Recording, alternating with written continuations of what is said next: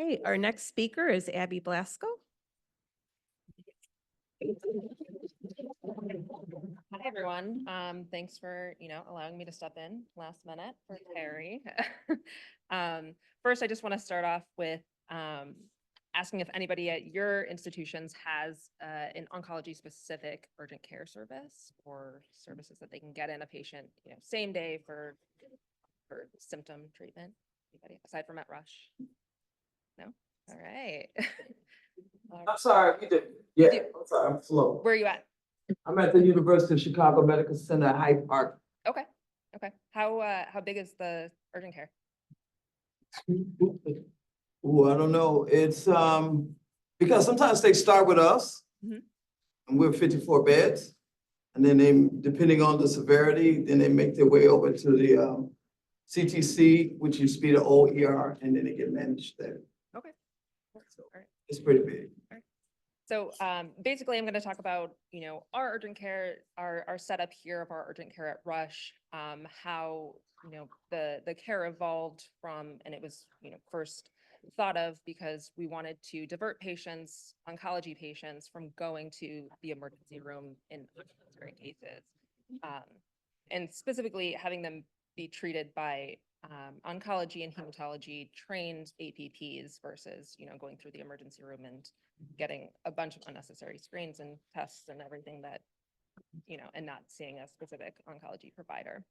And then I'm also going to discuss just how we use interdisciplinary collaboration with symptom management for these patients in our area. So just going back to, why ambulatory urgent cares are needed for oncology specific patients. Currently, well, actually in 2021, there were 4.2 million oncology patients that visited the ER nationally, which accounts for 4% of total ER visits. This is, on par with visits to the emergency room for CKD, CHF, stroke, which is a high number. And 60 to 75% of these patients that presented to the emergency room were admitted. And it's estimated that anywhere between 30 and 60% of these patients did not necessarily need to be admitted if they were managed by their oncologist or within their cancer center team. And also, being admitted to the emergency room or having to go to the emergency room causes a lot of stress and financial burden on a lot of patients. There's also unnecessary treatment delays because if the patient does end up getting admitted, some treatment regimens are not approved for inpatient use. And many times that leads to weeks later them starting their treatment. And then also, a benefit of having an ambulatory urgent care specific for oncology patients is that they are seeing a provider that is well-versed in oncology and well-versed in the treatment side effects of many of the medications. So the cancer center here at Rush started initially as a concept back in the 2000s, early 2000s, it was the initial idea of Sharon Manson, who's the former ambulatory AVP, and in conjunction with Terry, as they wanted to divert oncology patients from going to the emergency room and rather manage them out in the cancer center ourselves. Initially, there was a lack of administrative support, so there was many years where this was just a concept and nothing ever happened from it. And then CMS and other professional organizations came out with a paper that identified problems and strategies to reduce unplanned acute care visits to the emergency room for patients with cancer. And these are some of their strategies, identifying the high-risk patients, enhancing access and care coordination, symptom management, clinical pathways, developing urgent care tactics, and early use of palliative care in these patients. So based on this model, Rush looked and saw that there was a lot of patients, oncology patients that were being seen in the emergency room. And the concept of the urgent care was reintroduced as a way to divert these patients. There was a pilot study that was conducted here where they, pulled APPs from different oncology services and had them help to run the urgent care and, see patients on a same day basis where they could call in with symptoms and complaints and be seen that day by an oncology specific provider. Initially, then, in, in the full urgent care opened in November of 2016 with just one APP on staff, Terry, who's still the lead. And then since then we've been open now for 8 years and have 8 years of steady growth. We now have 9 APPs, 3 urgent care nurses, multiple MAs that kind of assist with us. And we're open here at our main campus. And then this past year, we also opened at one of the offsite Lyle offices. The hope is eventually to, spread to the other offsites at Oak Park and expand our services at Lyle, since we kind of have a shortened day there.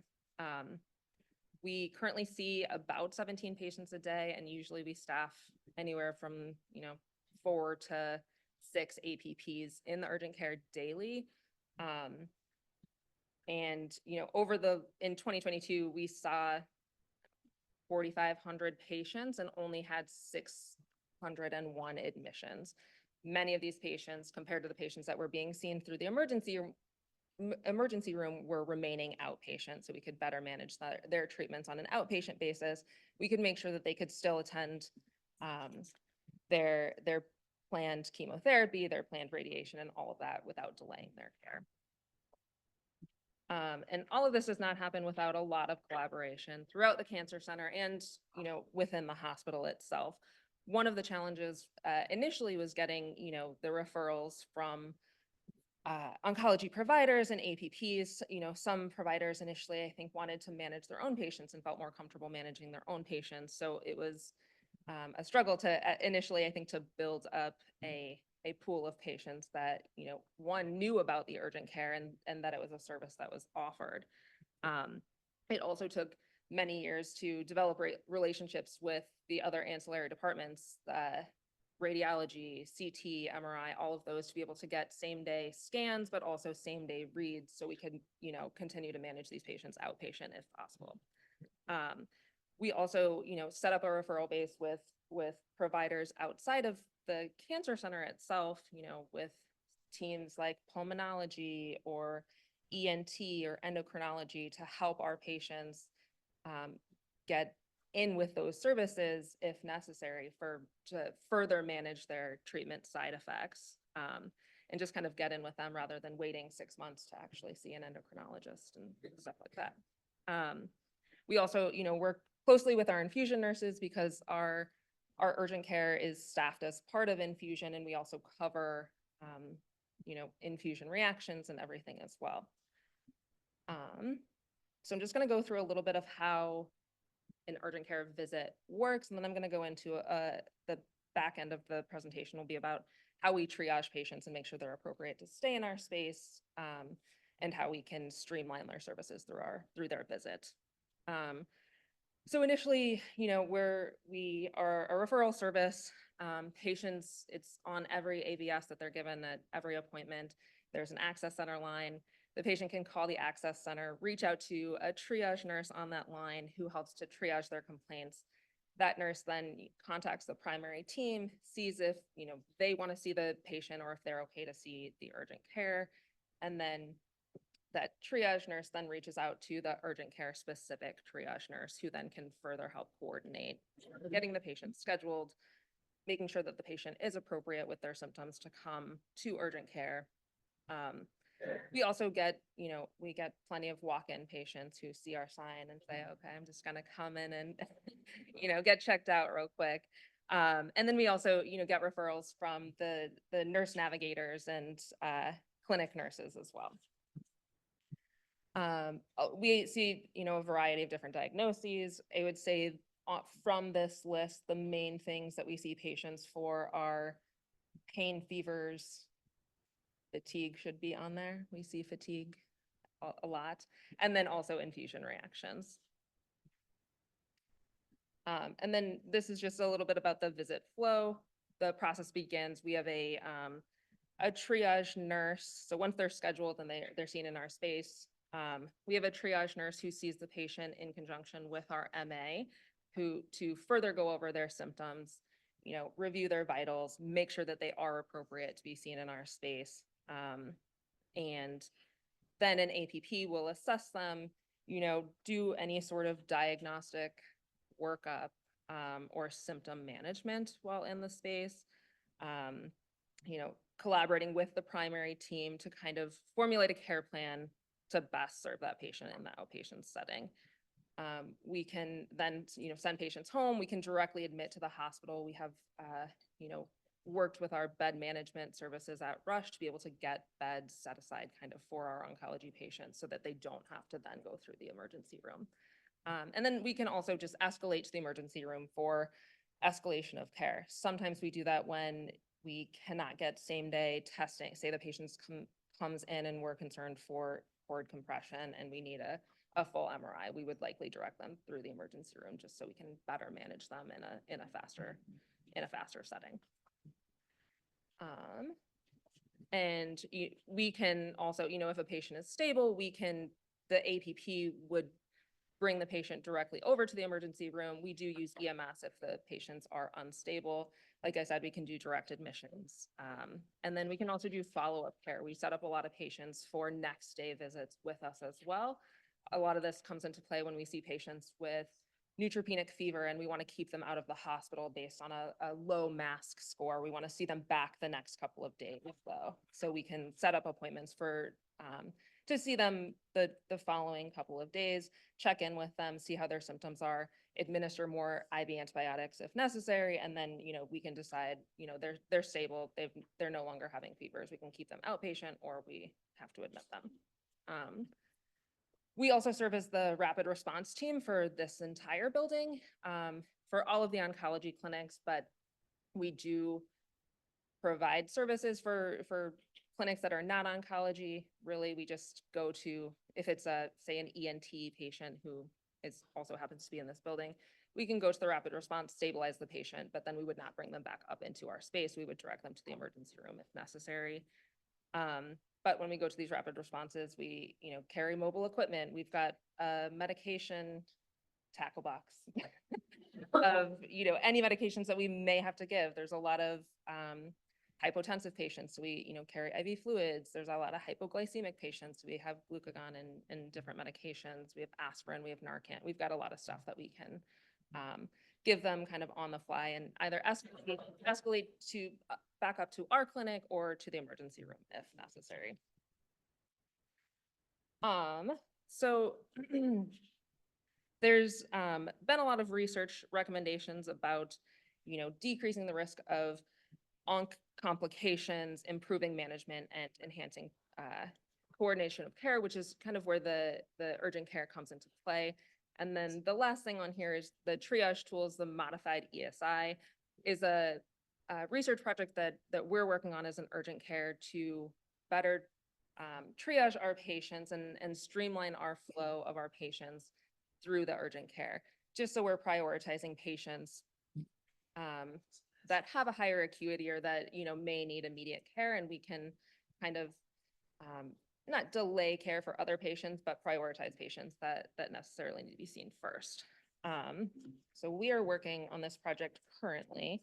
The ESI tool is a emergency severity index, which is a tool used by most emergency rooms in order to triage their patients and determine who should be seen first. And I'll show a visual of it later.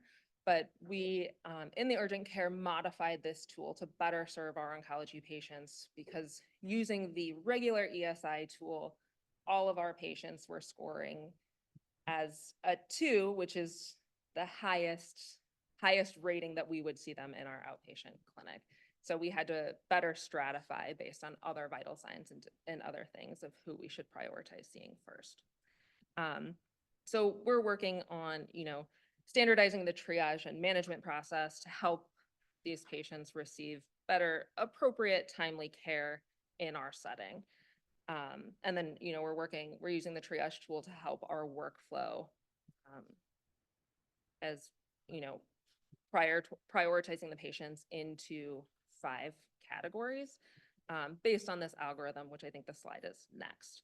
The groups range from group 1 who are critically ill patients that need to be managed in the emergency room, to group 5, which are really low resource patients that are not very critically ill and maybe coming in with a cut on their arm.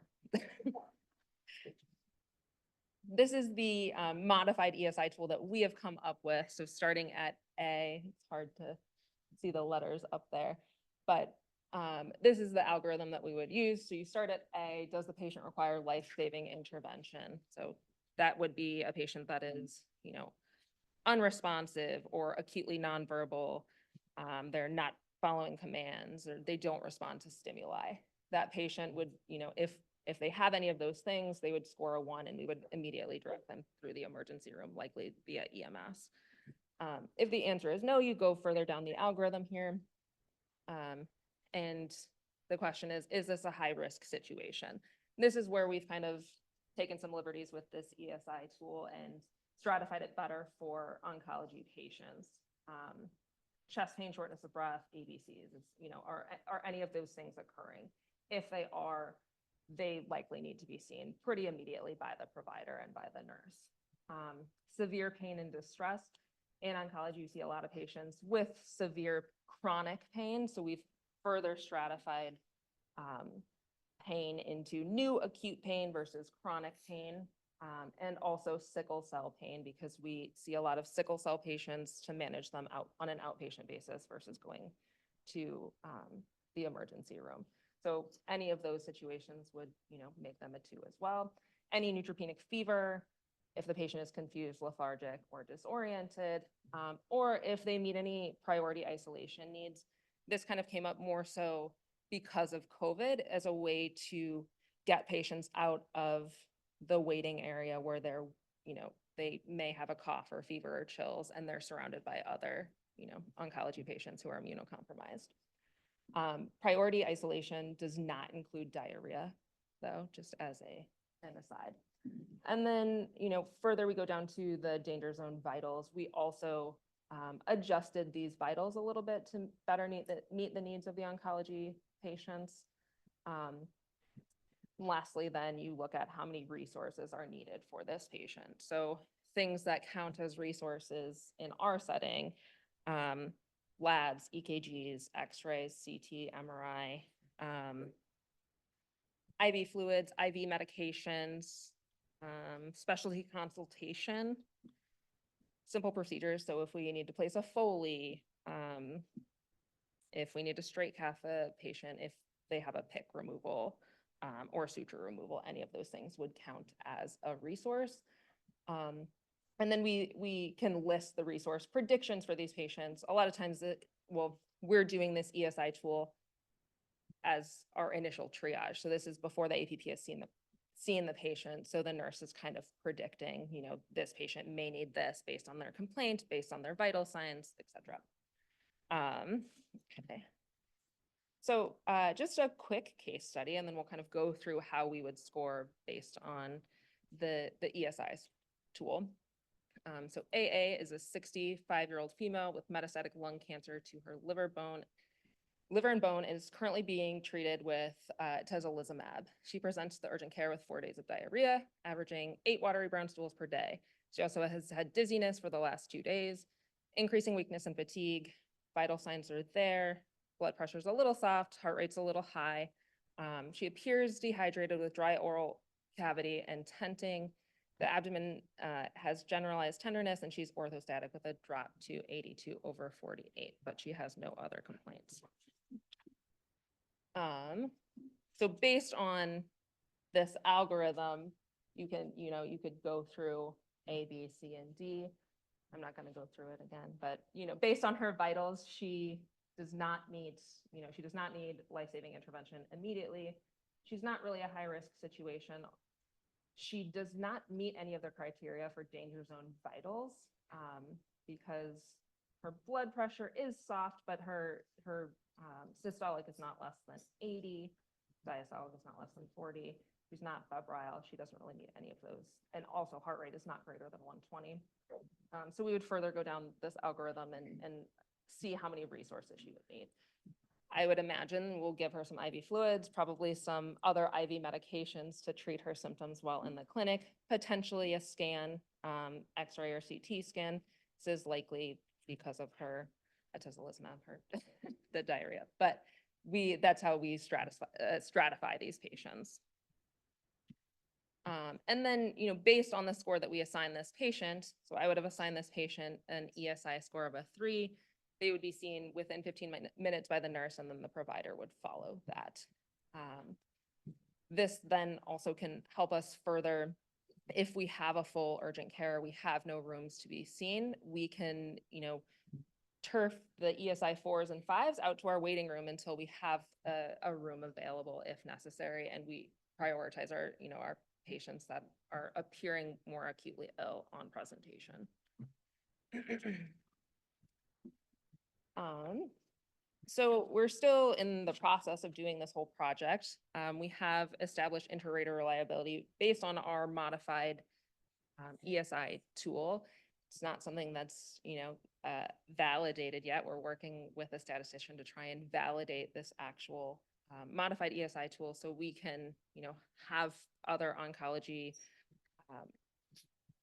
cancer centers, be using this same sort of tool as a way to risk stratify their patients and prioritize patient visits in urgent cares. We also, one of our nurses is using this as her DNP project and doing further outcomes evaluation for us. But the hope is that this tool will help us streamline getting these patients the needed care in the most efficient way possible and managing the patients that are the sickest prior to seeing other patients that may not be as sick in the moment.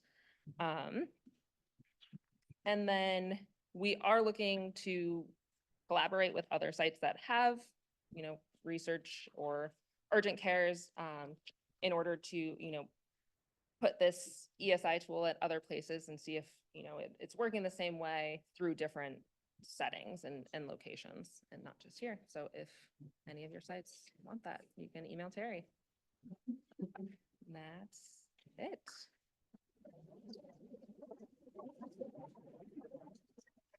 Hi.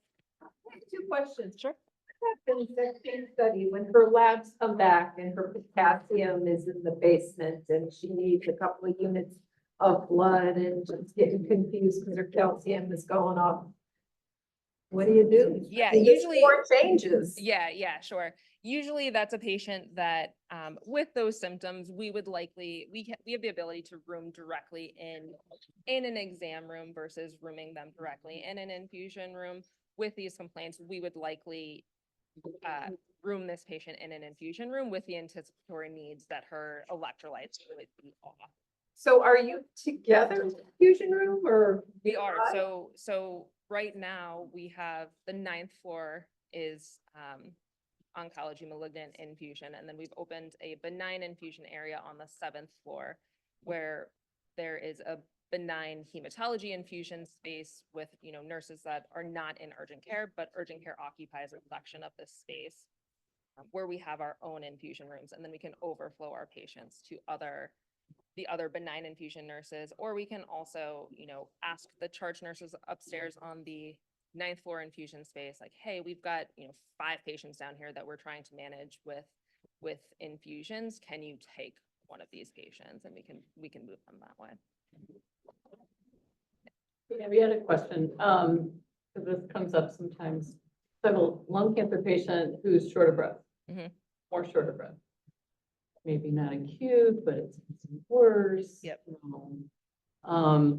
There's a chance they have a PE, there's a chance they have a pneumonia, how would you, I'm always worried about the PE part of it. Mhm.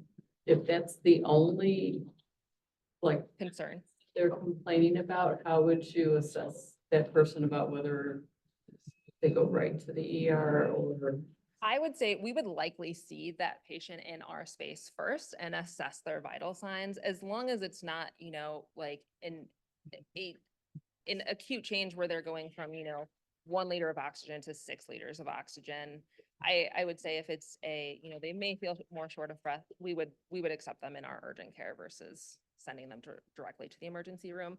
we would vital them as, have the nurse triage them. And based on all of those things, I think we would likely keep them in our space, pending that they don't have anything. Because things have really changed where we're really, most people we end up just sending home on their health, but as Mhm. long as you feel like you can Mhm. really get the drug to them Yep. soon. Yep. Sorry. Who ends up getting admitted now for a PE? Is it somebody who's still hypoxic or? Occasionally, yes, yeah. So we have had, depending on patient's insurance, it's sometimes harder depending on getting certain anticoagulation approved, as also patients that are requiring oxygen usually, and new oxygen specifically, it's harder for us to set up home oxygen like same day in an outpatient setting. So we do end up admitting a lot of those patients. We have run into it where we admit a lot of patients if, they don't have any coverage on any anticoagulation, or if they have, failed other anticoagulation, or if the primary team thinks, they have this new PE, maybe they're eligible for a thrombectomy, or, they have this because this new, DVT because of their PICC line, maybe they can get the PICC line removed inpatient and, have the clot removed as well. And maybe they won't even need anticoagulation. So in more situations like that. I understand we might have more questions. There will be a session after our last speaker, but thank you so much. This was wonderful.